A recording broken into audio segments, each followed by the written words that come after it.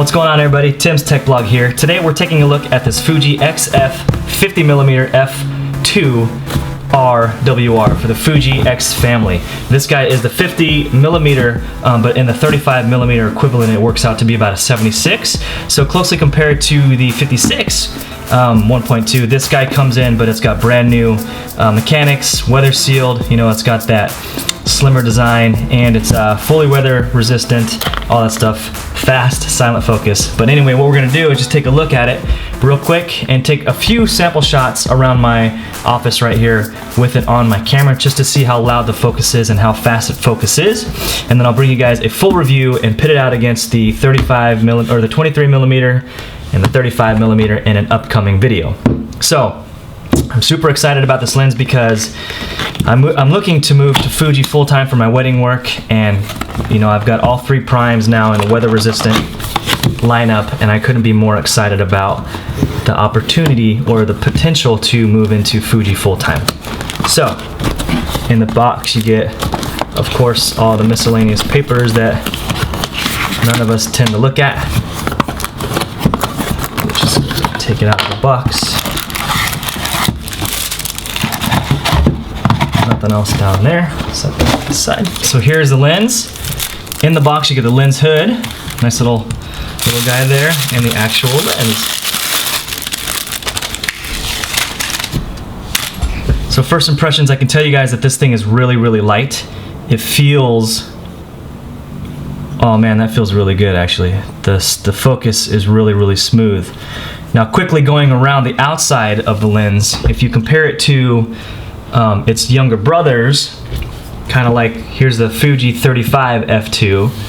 Here's the profile view of it. If we line up the bottoms of the back there, that's the difference of, let me take off this.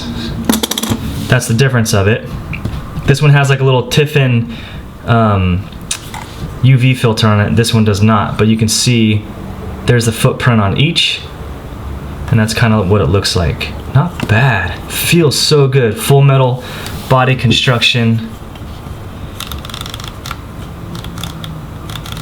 Yeah, the f-stops have a nice solid click to them when compared to, let's say, the 35.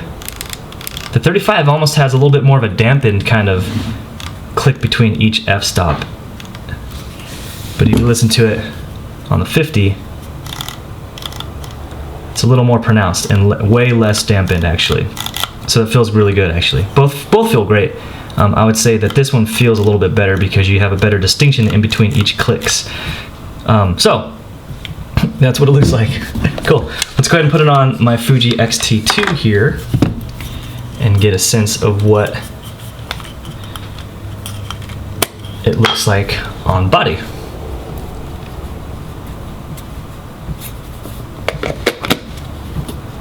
Let's listen. Yeah, nice and solid. Goes on there without any wiggle at all. You can see that it doesn't wiggle at all, and it's weather sealed. It completes the whole weather sealed package on the camera. It's not too heavy. Definitely has a little bit more front end weight than I'm used to with the 35 especially, but it feels good. It's not like this is gonna cramp my hand up all day. What's really good about this setup is now that I have the 23, which is 35mm equivalent, the 35, which is a 50mm equivalent, and now I have the 50, which is kind of like my 85 equivalent. This is basically going to be my wedding setup moving forward because it covers all the focal lengths that I would have on my full frame 5D cameras. So it's really exciting.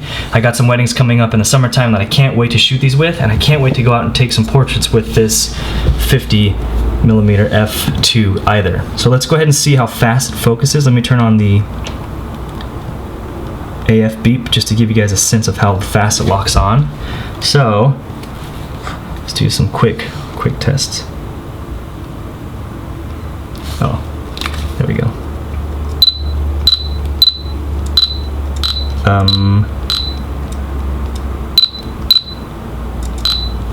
That is blazing fast.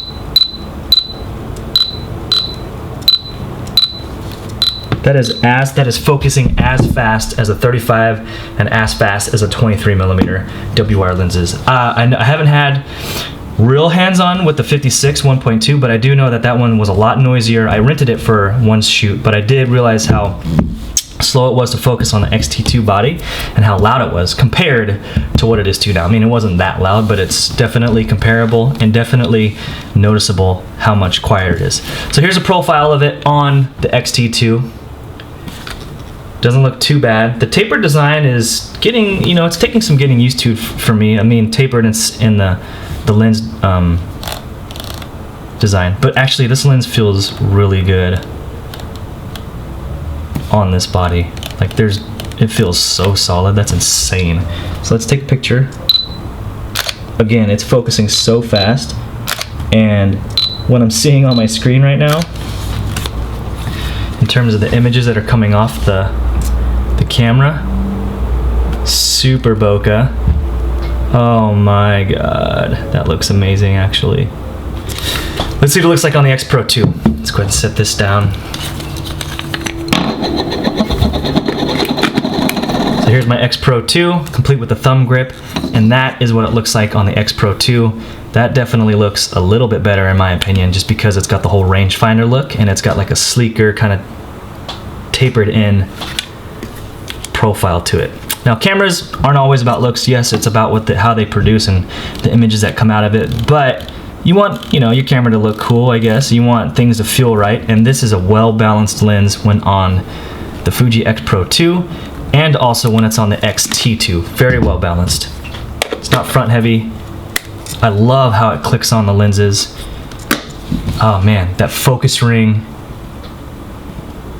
is super buttery. Those f-stop clicks are very, very nice. Much nicer than either two of the 23 or the 35, just because it gives you more of a response and it's not as dampened. You can kind of hear it.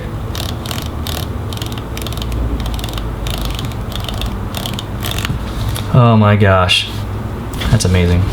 Again, the main thing for me is how fast it's focusing right now.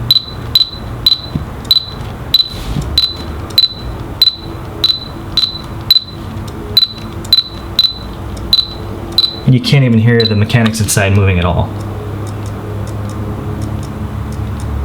I mean, compared to the 56, it would like hunt a bunch and go like you could really hear it. But this one, can't hear it at all. Let's see how close you can focus. Oh, you guys, the images in here are looking super crispy. I cannot believe that. That's insane. Alright, enough of the pixel peeping. I guess I just want to, let's see what it looks like with the lens hood on here, actually, real quick. So that's cool that Fuji includes the lens hood as well. So you put it on just like so, I guess. How do you put this on? Yeah, anyway, there you go. That's what it looks like on, or with the lens hood. Looks a little longer than any lens that I'm actually used to, but it looks good. And it's really cool that they include the lens hood with it. This will help with the flare, obviously, and gives it that much more of a profile.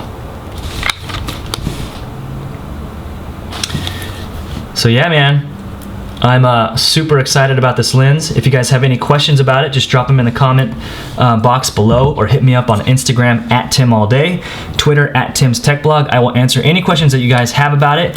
Make sure to follow me on my Instagram, actually, because I'm going to be taking pictures with specifically this lens for the next few days, and I will provide another updated video where I review kind of all three of these lenses and kind of pit them out against each other, and also give individual samples of this lens in terms of like chromatic aberration, ghosting, purple fringing, all that stuff. But I will tag the pictures that I post with this lens on my Instagram with, you know, like a tag saying that I used this lens, just so you guys can get an idea of the images that are coming out of it. So, great portrait setup, great carry around lens, good for street photography as well. Basically, again, it really just kind of finishes up my prime lens setup that I was going for with my Fuji system, and now I can shoot with the Fuji X-T2 as my main camera, the X Pro 2 as my B camera, and have, I don't know, like the 50mm on there for a wedding during portrait set times, and then I'll have maybe like the 23 on there, and then use the 50 interchange between, you know, like reception and stuff like that. So again, if you guys have any other questions or comments, drop them in the comment box below. Otherwise, hit me up on Instagram at TimAllDay. Hope you guys have a great weekend, and I will check you in the next video. Peace.